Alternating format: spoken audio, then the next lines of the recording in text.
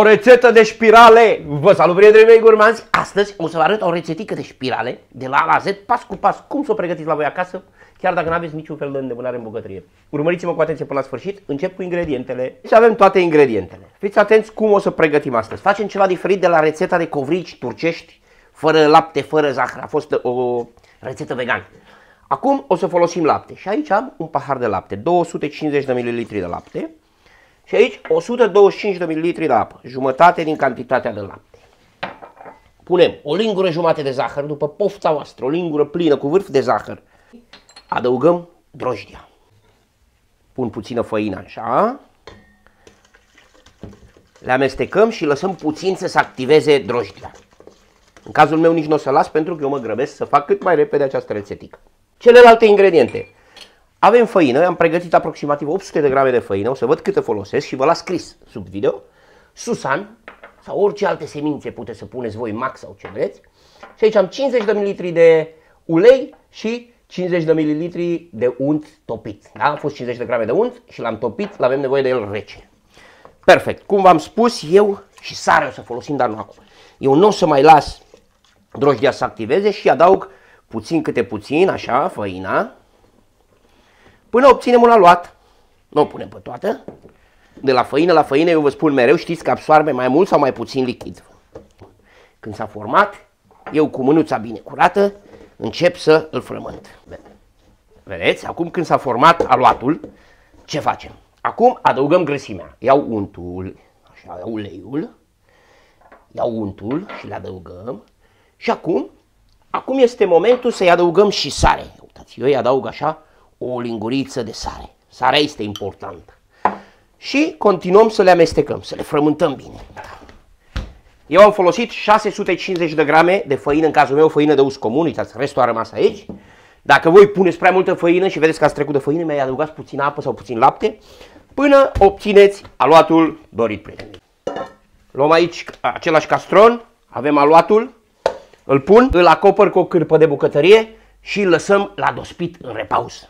Între timp ce aluatul nostru stă la dospit, eu am luat aici o tigaie și punem susanul, așa, aici la foc, și îl lăsăm să îl prăjim puțin. Un alt ingredient pe care nu vi l-am spus este melasa. Uitați, eu am aici o melasa din trestie de zahăr sau din struguri, din ce găsiți. Dacă nu o găsiți, puțină miere și puțină apă. O să vedeți ce facem. Trecem covrigii noștri, spiralele noastre, o să le trecem prin melasa și după aia prin semințe. Haideți să vedeți ce scoatem aici. Am prăjit susanul și acum ce facem? Aici separat eu pun puțină melasa, așa, pentru culoare pun melasa. Voi puteți să puneți puțină miere sau dacă nu aveți nici miere, puteți să puneți doar apă cu zahăr, ceva lipicios ca să se lipească bine spiralele noastre.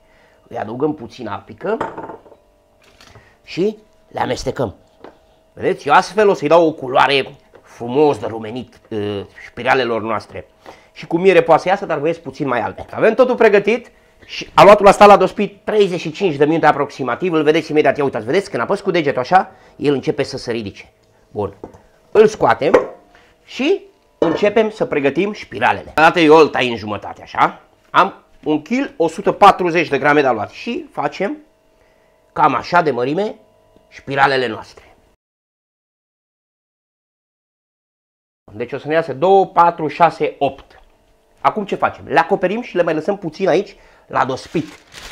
Și astfel, când întindem fitilul, se întinde mult mai bine. Le-am lăsat la dospit încă 15 minute, astfel întinde mult mai bine fitilul. Avem totul pregătit aici și începem.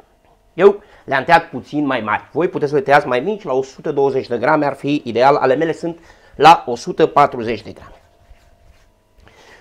Cum v-am spus, cu cât dospesc mai bine aici, cu atât îl deschide mai bine fitilașul nostru. Așa, Sebastiane. Uite, bam, bam, bam, bam. Așa. Nici prea lungi. Și acum aveți două feluri. Cel mai simplu, așa. Hop, hop, hop, hop, hop. Îl închidem. Îl luăm. Îl trecem aici prin lichid. Astfel se lipește mai bine susanul. Și acum îl tăvălim prin susan. Așa, susan sau ce? Orice alte semințe doriți voi. Așa, Sebastiane. Îl pun aici. Fitilul, max 50 de centimetri aproximativ. 50-55 de centimetri și le îndoim. Este o rețetică foarte simplă și foarte gustoasă. Să o faceți la copilași, la familie, să vă bucurați de ea. Așa. Pun unul aici pentru că tava mea mi-a ajuns la fix. Dacă aveți tava mai mare, vedeți, și susanul îl punem pe tot.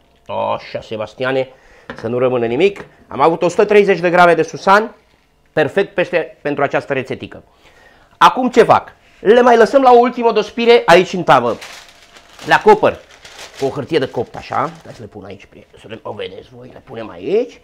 Și le lăsăm la ultimă dospire. Între timp eu am dat drumul la cuptor să-l preîncălzesc la 220 de grade, temperatură de sus și de jos. În cuptor o să-i băgăm un vas cu apă, astfel să le scoatem mai crocante. Gata. Eu i-am lăsat să dospească, să ved că s-au îngroșat 15 minute. Vine un pic, te rog, ia uitați, vedeți pe aici? Imediat se vede cum au dospit, că au crescut și nu mai au susan.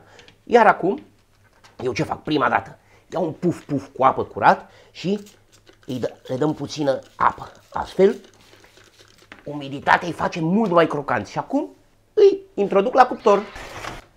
Ata! Ia uita-l-ai! Ia uita-l-ai! Oh, Marte!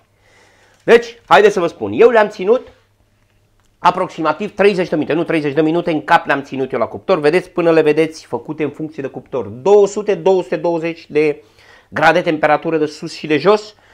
Le-am lăsat apa 15 minute jos să dea un pic de abur la început, apoi o scoatem deoarece nu se coc bine de desubt dacă avem mult abur. Altceva ce vreau să vă spun, am tăiat spirala la 140 de grame, dacă vreți coborâți, tăiați-le la 120 și scoateți o spirală în plus. Am avut tava, le-am înghesuit un pic, dar toate sunt perfecte, una mai frumoasă ca alta. Fă-mi o poză, te rog, pentru prietenii mei gurmanzi din Instagram. Wow! Trecem la momentul cel mai așteptat.